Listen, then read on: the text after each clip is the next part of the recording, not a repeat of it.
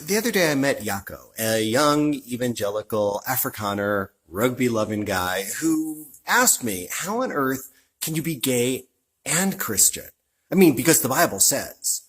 And he wanted to know. He seemed sincere. And I said, I will tell you, Jaco, but I'm going to tell you on, on the TikTok. And it's going to take several TikToks because you just can't answer the question. I mean, I can, but I know you want more. You want to know, what does the Bible say?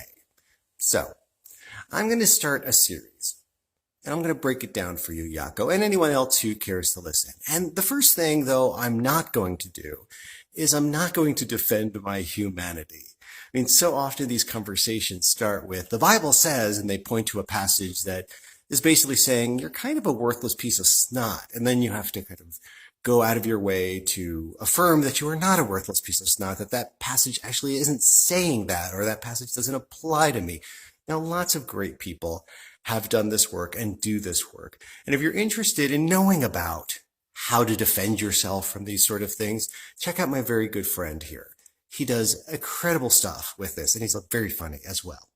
But I'm going to do something a little bit different. I'm going to take you on a journey with lots of stories about really amazing people in the Bible who you may have never noticed before, because we're kind of told to look away.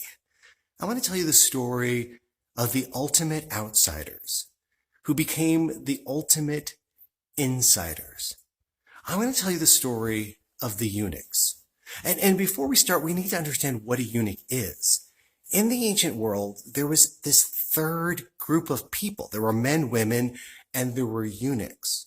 And eunuchs were not seen as male or female. They were kind of something different.